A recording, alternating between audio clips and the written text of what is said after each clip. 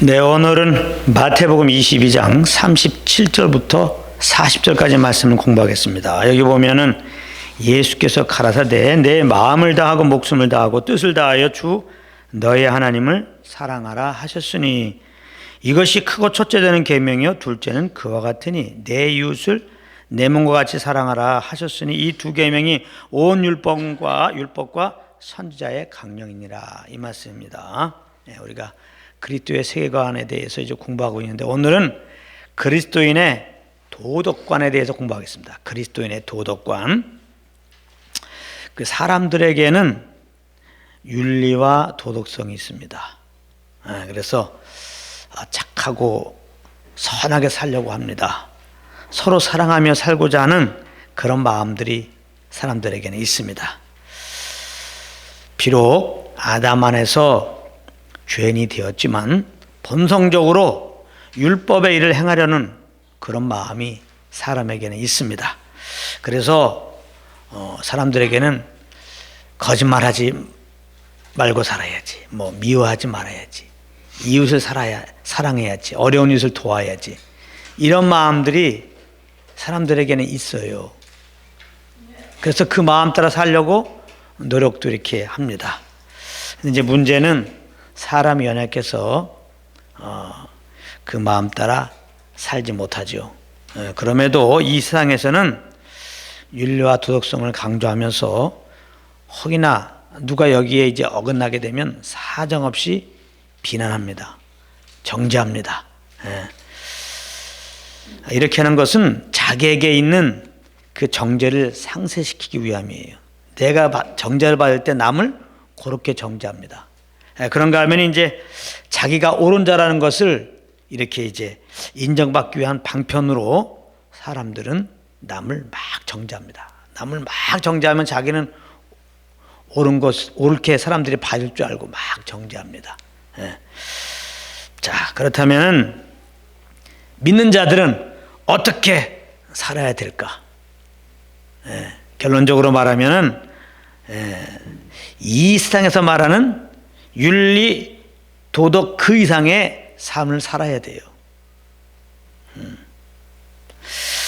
자, 하나님의 도덕법인 십계명이죠. 하나님의 도덕법이 이제 십계명인데 십계명이 그렇게 요구하고 있습니다. 모세오경에 나와 있는 계명은 총 16가지인데 하라 하지 마라. 특별히 그 십계명이 있죠. 그 십계명이 이제 도덕법인데요. 십계명의 처음 4계명은 하나님과의 관계에 대한 거예요. 그리고 나머지 6계명은 사람과의 관계에 대한 것입니다. 근데 처음 이제 4계명은 4계명을 쿡 짜면은 하나님을 사랑하라는 거예요. 하나님을 사랑하는데 다른 신 섬길 수 있습니까? 하나님을 사랑하는데 하나님을 망령 길킬 수 있냐고. 그럴 수 없죠. 그 다음에 이제 나머지 6계명은 이웃을 사랑하는 말입니다. 꼭 짜면은. 이웃 사랑. 그 이웃을 사랑하는데 부모를 이렇게 거역하고 이웃을 사랑하는데만 거짓말치고 해야 하는 그런 일을 할 수 있겠습니까? 10계명의 6계명은 이웃에 대한 것이다. 그것은 한마디로 말해서 이웃 사랑이다. 이웃 사랑이다. 근데 이제 무엇보다도 예수님은 산상수훈을 통해서 이제 이 율법의 계명들을 주신 이유를 아주 더 구체적으로 말씀하셨습니다. 아주 예수님이 하신 말씀들을 이렇게 보게 되면 아주 그 십계명보다 아주 더 강력한 말씀을 하십니다. 거기 보면 이제 마태복음 5장 21절부터 22절을 보게 되면은 거기 보면 살인에 대한 얘기가 나와요. 살인. 그러니까 율법에는 살인하지 말라 그랬어요. 살인하는 행위를 말하는 건데 예수님은 그 살인하지 말라는 계명의 그 주신 이유를 더 구체적으로 말했습니다. 그래서 예수님은 그 살인이라고 하는 율법 계명의 그 살인이라고 하는 계명을 뭘로 해석하냐면은 형제에게 노하는 거, 형제에게 나가라 하는 거, 이걸 살인이라고 하는 거예요. 형제에 대해서 이제 한마디로 미움을 품는 거, 요걸 살인이라고 하는 겁니다. 형제를 사랑하면은 살인하지 말아야죠. 근데 예수님 그 살인이 어느 정도예요? 미워하지 말아야죠. 형제를 사랑하면은. 이건 뭐 이상에서 말하는 윤리도도 그 이상이라니까요. 미워하지 말아야지 마음으로. 형제를 사랑하는데. 미워하면 살인이라. 형제에게 노하는 마음을 가지면 살인이다. 또 마태복음 5장 27절 28절에 보면은 간음하지 말라 하는 이제 말씀이 나오는데 거기에 대한 그 간음. 예수님이 간음에 대해서 뭐라고 말씀하시느냐? 여자를 보고 음욕 품는 게 간음이라는 거예요. 간음하지 않는 것도 참 이게 쉽지 않은 건데 여자를 보고 음욕을 품으면 그게 간음이라는 거예요. 간음하지 말라 이 말씀 주신 것은 행동만을 얘기하는 게 아니라 여자를 보고 음욕을 품지 말라는 거예요. 음욕을 품지 말라. 음욕을 품지 말라. 이게 이제 행동으로 간음하지 않았다고 간음하지 말라 계명을 주면 나는 거룩해 그런 사람 혹시 있습니까? 착각하지 마세요. 예수님은 여자를 보고 음욕을 품어도 그 마음에 음욕을 품어도 그게 간음이라는 겁니다. 얼마나 강력합니까? 행동으로 간음하지 않은 정도가 아니라 마음까지 음욕을 품지 않는 거예요. 그러니까 율법이 말하는 거, 예수님이 말씀하시는 그 도덕의 기준은 이 세상에서 말하는 윤리도덕 기준의 그 이상입니다. 다시 말하자면 우리 믿는 자들의 그 삶은 그 이상의 삶을 살아야 돼요. 성경은 그렇게 말하고 있습니다. 또 마태복음 5장 38절부터 42절에 보게 되면은 그 갚는 거에 대한 말씀이 나와요.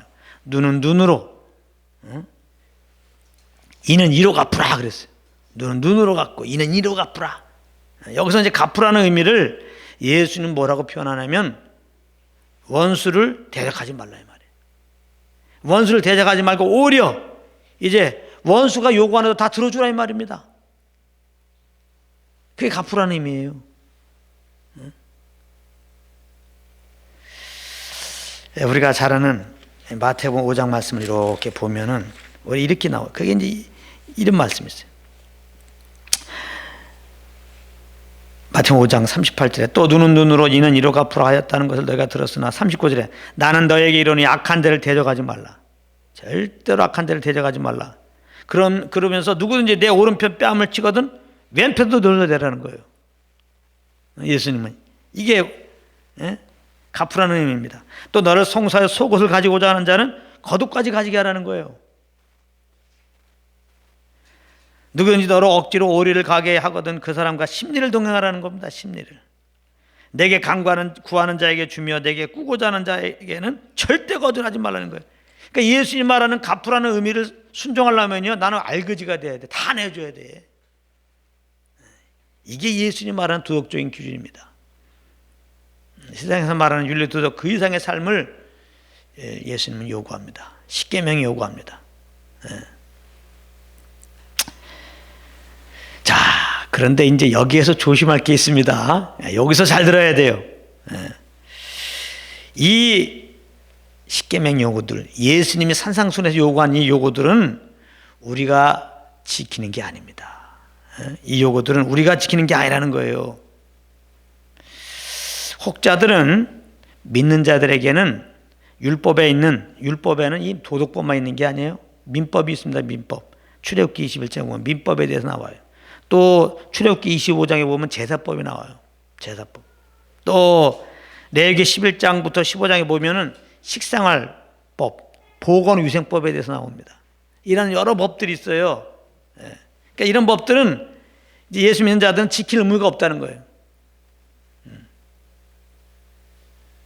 그러나 도덕법인 십계명은 꼭 지켜야 한다는 거예요. 그렇게 말하는 사람이 많아요. 그러나 이것은 맞는 말이 아닙니다. 우리는 예수 그리스도로 말미암아 율법에서 자유케 되었습니다. 자, 율법에 자유케 되었다는 것은 내가 십계명을 포함한 율법의 모든 계명을 지킬 의무가 없었다는 얘기예요. 아시겠어요?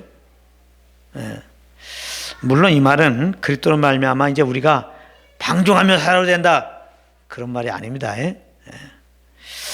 오히려 이전에 방종했던 아담에서 나온 옛사람 죄의 종로라는 내가 그리스도와 함께 죽었다는 거예요. 그리고 이제는 내가 산 것이 아니요 내 안에 계신 그리스도로 사는 삶을 사는 자가 되었다는 겁니다. 그리스도로 사는 삶이라는 것은 그리스도를 믿는 믿음으로 사는 삶을 말하는 거예요. 이것은 곧 예수님의 성령으로 내 안에 오셨는데 성령의 인도함을 따라 사는 삶을 말하는 것입니다. 그러므로 믿는 자들은 십계명을 잘 지켜서 산상수훈을 잘 지켜가지고 윤리도덕적으로 깨끗한 삶, 이 세상 사람 누구보다 더 거룩하고 윤리도덕적으로 볼 때 더 온전한 그런 삶을 이제 살 수 있는 게 아니라는 겁니다. 우리의 의로 이렇게 십계명을 못 지켜요. 예수님이 말씀하신 그 산상수훈을 지킬 수 없습니다. 그리고 우리의 의로 이렇게 율법을 지키려고 그러고 착하게 아무리 살아도 뛰는 놈이야 나는 놈이 있어요. 예수 안 믿어도 우리보다 더 윤리적으로 도덕적으로 더 거룩하게 사는 사람들이 너무너무나 많이 있습니다. 그냥 포기하라고.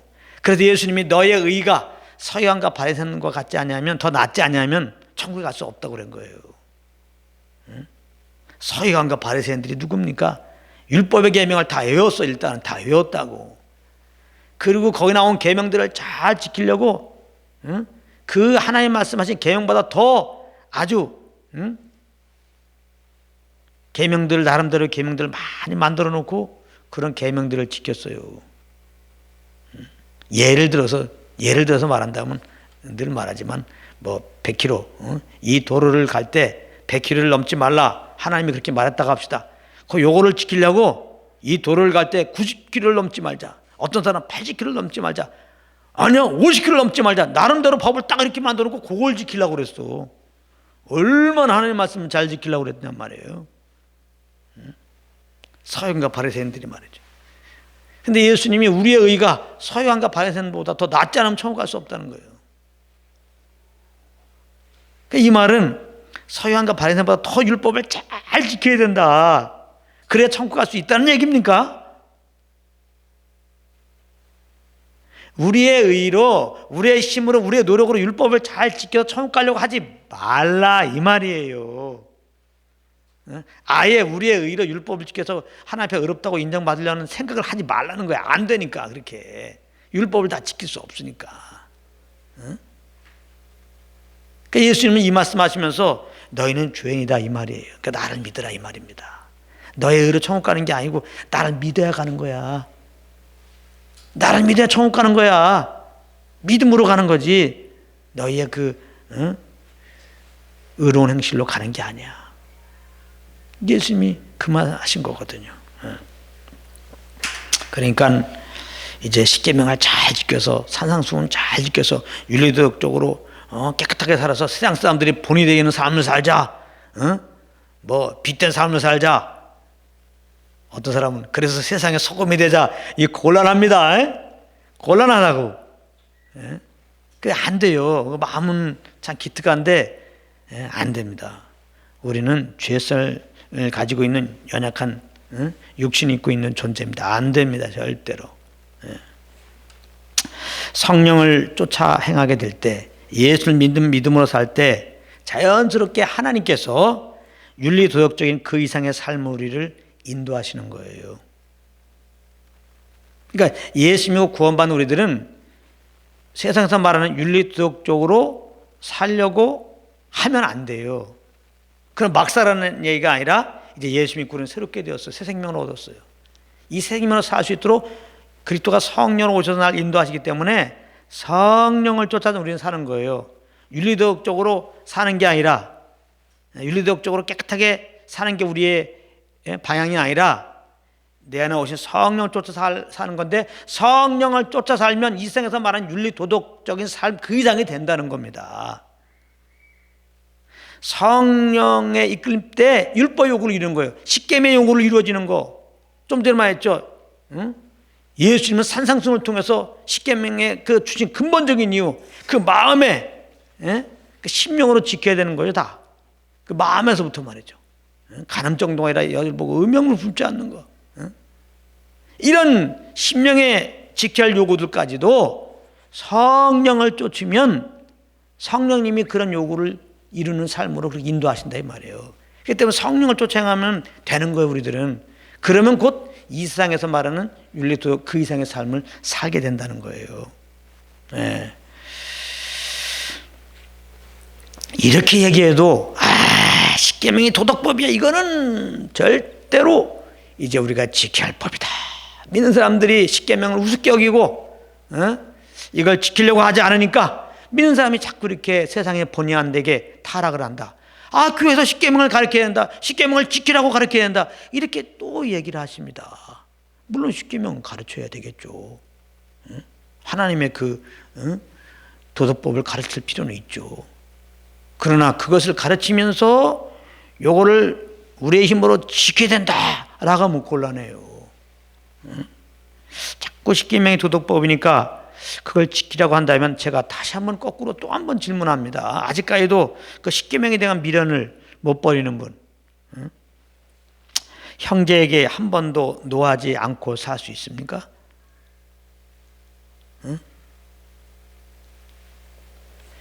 여자를 보고 한 번도 음욕을 품지 않을 수 있냐고. 얼만큼은 할 수 있겠지. 얼만큼은 금식하면 할 수 있겠지. 죽을 때까지 금식하면 살 수 있습니까? 제가 왜 이렇게 비유를 드냐, 제가 금식을 해봤기 때문에. 하도 음욕이 올라와 갖고 난 거룩하게 살고 싶은데 이 음욕을 어떻게 이기냐, 어떤 걸로 못 이겨요. 그 금식을 했어요. 10일 금식, 20일 금식. 금식하니까 아무 생각 없더라고. 근데 보호식하니까 바로 들어오더라고. 나는 안 된다는 거예요. 거짓말을 한 번도 안 할 수 있습니까? 남의 것을 탐내지 않을 수가 있습니까?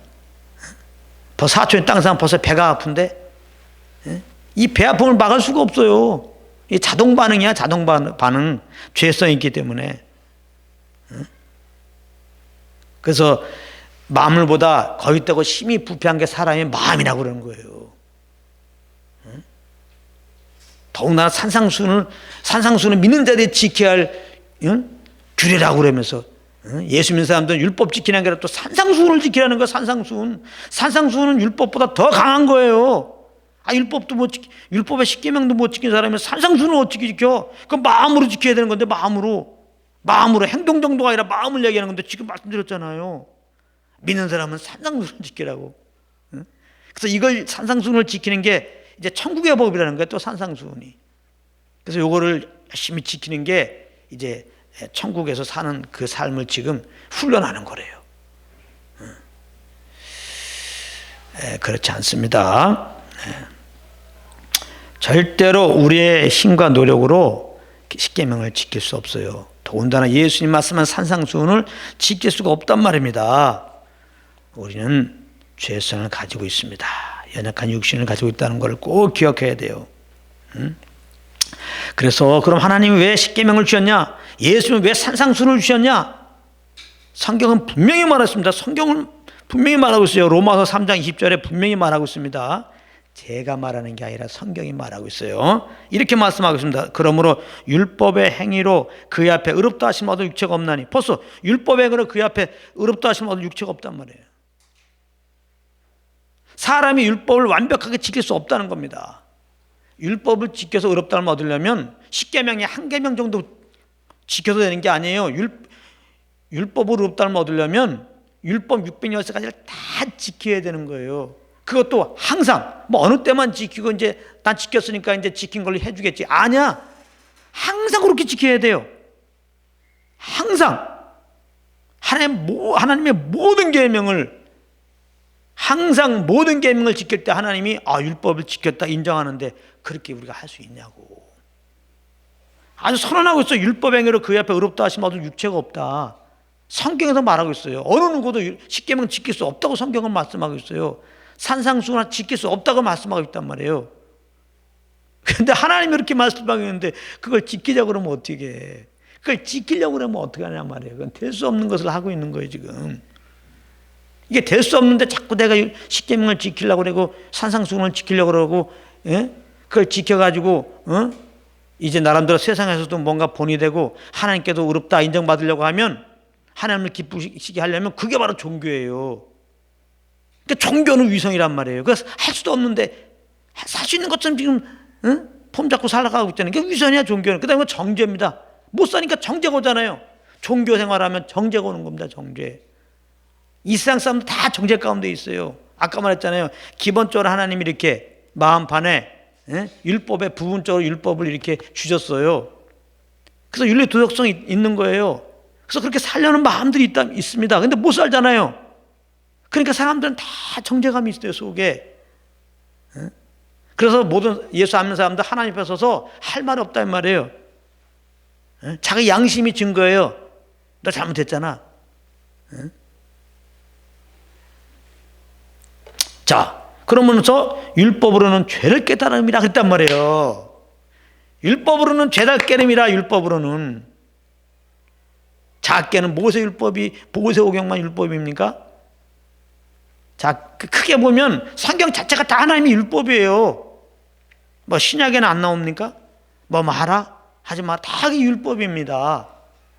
하나님이 이렇게 우리에게 하나님 율법 주신 것은, 성경을 주신 것은 그걸 통하여 죄를 깨닫게 하는 거예요. 아, 나는 이렇게 살지 못하는 죄인이구나. 그걸 깨닫게 하는 거란 말이에요. 율법 주신 것은. 십계명 주신 것은, 내가 이렇게 살지 못하는 죄인이구나. 예수님이 산상 준 것은 역시 이렇게 살지 못하는 죄인이었구나.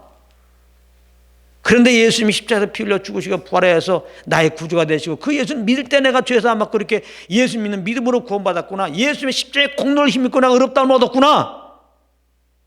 그렇게 알아야죠. 그래서 율법은 그리스도에게 인도하는 모학선생이다 그러는 거예요. 그 역할로 볼 때. 제가 말하는 게 아니고 갈라디아서 3장 24절에 이같이 율법이 우리를 그리스도에게 인도하는 모학선생이 되어 우리로 하여금 믿음으로 말미암아 의롭다 하심을 얻게 하려 함이니라. 이게 무슨 말이냐면, 사람은 율법을 통해 자기가 얼마나 죄인인 것을 깨닫게 돼요.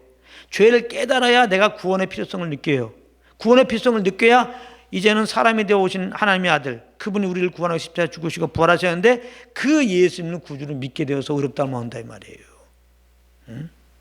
자, 그런데 이 율법의 역할은 예수 믿기 전인 불신자들에게만 해당되는 겁니까? 안 그렇다 이 말이에요. 이 율법은 믿는 자에게도 동일하게 작용하는 겁니다. 율법은 폐하지지가 않아요. 그래서 우리는 십계명을 볼 때나 또 산상수훈을 볼 때 먼저 그 말씀을 통해서 그렇게 살지 못하는 나를 바라봐야 되는 거예요. 그걸 지키려고 그러지 말고, 동시에 오직 그 십계명의 삶으로, 그 산상수훈으로, 그 산상수의 말씀으로 인도하는 우리 안에 계신 그리스도를 또한 보아야 되는 겁니다. 내 안에 계신 그리스도가 그렇게 살도록 인도하신다. 이걸 알아야 돼요. 자, 그런데 그리스도는 지금 사실 내 안에 있는 그리스도는 성령님이란 말이에요. 성령님. 예수님은 죽으시고 부활하시고 사실은 하늘나라에 올라가서 하나님 보좌 우편에서 우리를 위하여 중보하고 계신 거예요. 우리 영혼이 세상에서 보호되어지고 이렇게 하나님의 뜻 따라 살 수 있도록. 세상 사람들이 말하는 윤리도덕 그와 비교할 수 없는 하나님의 온전하신 같이 하나님의 거룩함에 이를 수 있는 삶을 살 수 있도록 지금 중보하고 계신 거예요. 그리고 사실은 믿는 자들에게 성령을 보내서 이렇게 그리스도가 우리 안에 오신 것이죠, 사실은. 그래서 이제 예수님이 성령으로 우리를 인도하고 계신 거예요. 그래서 우리는 성령 인도함을 받아야 되는 거예요. 예수님이 구원받은 우리들은 이제 내가 십계명을 지키려고 막 노력하는 게 아니라, 산상수훈을 막 지키려고 노력하는 게 아니라, 그런 삶으로 살 수 있도록 인도하시는 성령님 내 안에 계신 것을 알고 이 성령과 교통 속에서 이분의 인도함을 따르면은, 그 인도함을 따르면은 그것이 십계명의 요구를 이루는 삶이요, 산상수훈의 요구를 이루는 삶이 되는 거예요. 율법의 요구를 이루는 삶이 된다 이 말이에요. 그쪽으로 인도하신다고. 아시겠어요? 하나님은 성령을 쫓아가는 우리에게 율법 요구를 이루게 하십니다. 로마서 8장 말씀이에요. 성령을 쫓아간다는 것은 그리스도의 십자가를 통해 나타난 하나님의 사랑을 알고 그 사랑에 강건되어 행하는 겁니다. 그렇기 때문에 그 열매가 예수님이 우리를 사랑하신 그 사랑으로 형제를 사랑하는 윤리 도덕 그 이상의 그런 삶의 모습으로 이제 나타나게 되는 것입니다. 그러므로 우리 믿는 자들이 세상에 빛이 되어야 된다, 소금이 되어야 된다, 세상 사람보다 더 구별된 삶을 살아야 된다 하면서 십계명 이렇게 말씀했고 산상수훈 이렇게 말씀했다. 그러니까 이것을 잘 지키자 이렇게 되면 곤란해요. 십계명 말씀과 산상수훈 말씀을 공부하는 때까지는 참 좋았는데 그걸 우리 힘으로 지킴으로 이제 드디어 세상과 구별된 삶을 살아내자 이렇게 되면 아주 곤란합니다.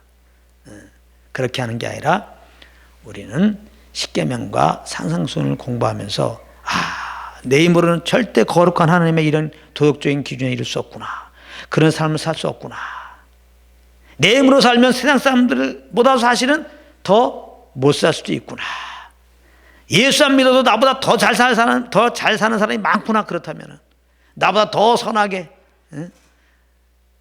나보다 더 이웃을 사랑하면서 그렇게 사는 사람이 더 많구나, 이거를 깨닫게 해서 공부하세요. 그런데 참 예수를 믿고 내가 겁났는데 겁난 내 안에 예수님이 성녀로 오셔서 나를 지금 이끌고 계신데 내가 연약하기 때문에 다 성령 의지하고 이렇게 살게 되면 성령님은 율법 요구를 이루는 삶으로 인도한단 말이에요. 이 세상의 그 윤리 도덕 기준과 비교할 수 없는 하나님의 거룩함과 하나님의 의로움과 하나님의 그 영광스러운 성품으로 우리가 인도되어져서 성령의 지배 아래 있을 때, 성령의 이끌림 받을 때 이렇게 거룩한 성령의 열매가 맺혀지는 그런 삶이 된다는 거 꼭 기억하여 주시고, 이제 우리 힘으로 그냥 나름대로 이렇게 노력해서 구별된 삶을 살려는 것을 이제 내려놓고, 그 종교라고 그랬어요. 더 내 안에 성령님을 인정하고 환영하고 교통하면서 그 성령의 이끌림 받는 삶이 되시기를 예수님으로 축복합니다.